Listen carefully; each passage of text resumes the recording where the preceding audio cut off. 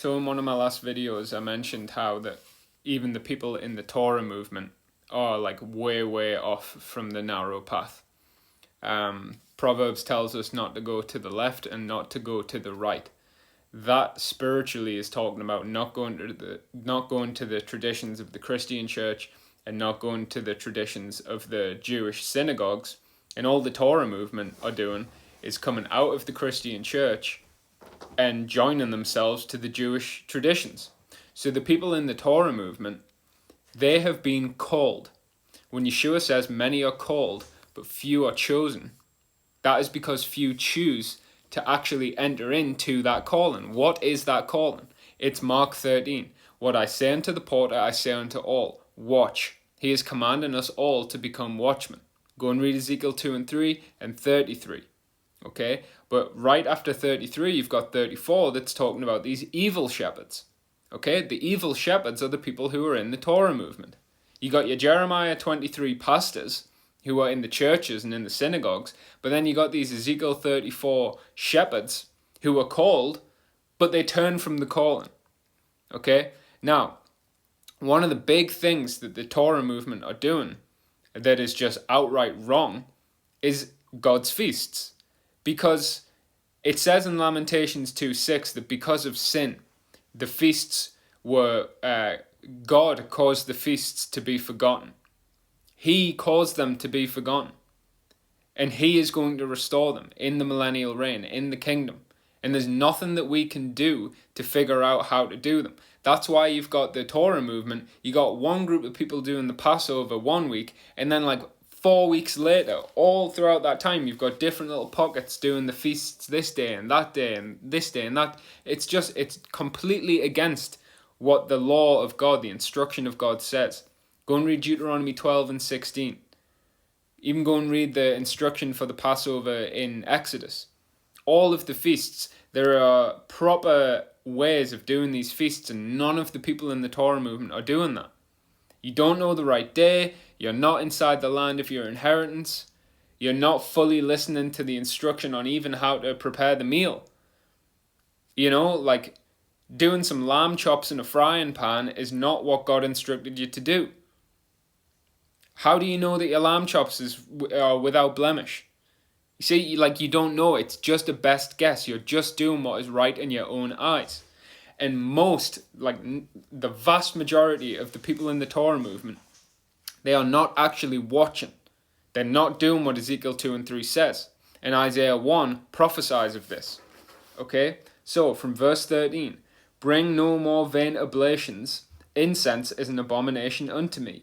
The new moons and Sabbaths, the calling of assemblies, I cannot away with. It is iniquity, even the solemn meetings. So you can't say this is about Christmas and Easter because there is no new moons and Sabbaths and this is talking about the feasts. He says he cannot away with it. It is iniquity. Your new moons and your appointed feasts my soul hateth. And he says yours because you're doing what is right in your own eyes. You're not doing what God has instructed. My soul hateth. They are a trouble unto me. I am weary to bear them. When you spread forth your hands, I will hide my eyes from you. Yea, when you make many prayers, I will not hear. Your hands are full of blood. Okay, so again, go and read Ezekiel 2 and 3. The watchmen are called, they see the sword coming, the judgment of God coming, and they're commanded to go and warn the people so that they don't suffer the consequences of their sin. If you warn them, then your hands are washed of their blood. If you don't warn them, then you've got blood on your hands. Okay? So, if your hands are full of blood, that means that you haven't been warning the people like you were commanded to. Learn to do well. Wash you, make you clean, put away the evil of your doings from before my eyes. Cease to do evil. So what you are doing by not warning the people and instead doing the feasts is evil. He then says, learn to do well, seek judgment, relieve the oppressed, judge the fatherless, plead for the widow. All of those things are idioms for fulfilling the royal law, which is what James 2:8 calls loving your neighbour as yourself. And loving your neighbour as yourself is what the Ezekiel 2 and 3 watchmen are going to be doing.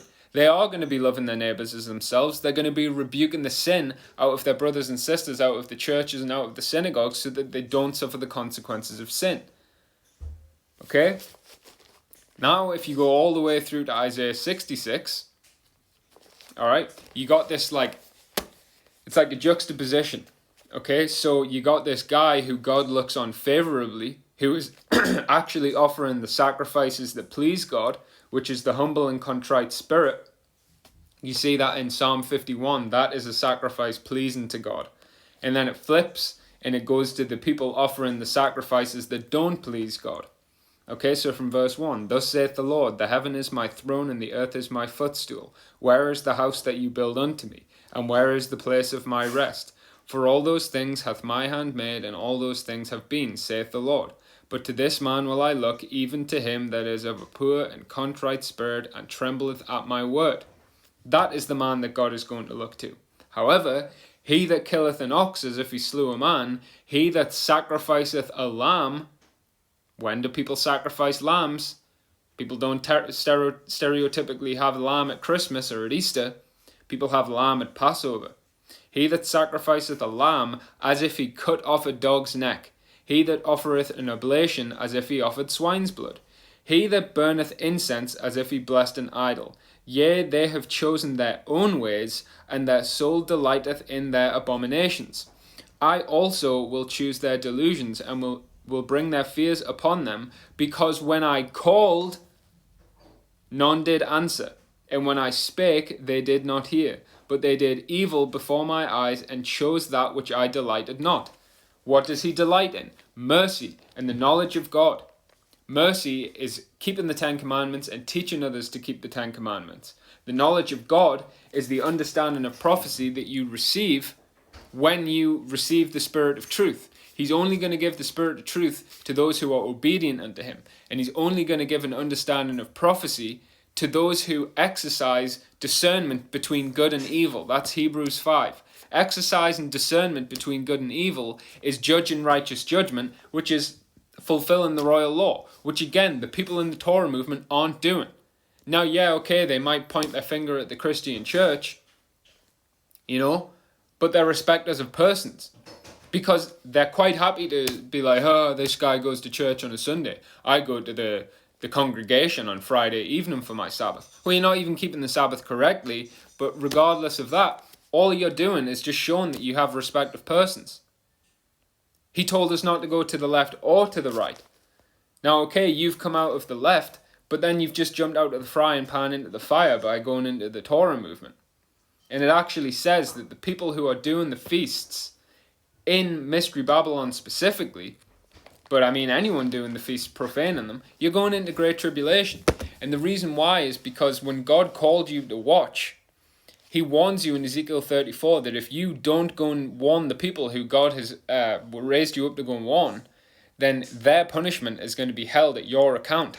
And that punishment is great tribulation. So don't go to the Torah movement. Don't go to the left. Don't go to the right. Come out of her, my people. Broad is the path that leads to destruction. Many will walk on them. Narrow is the way that leads to life, and few there be that find it.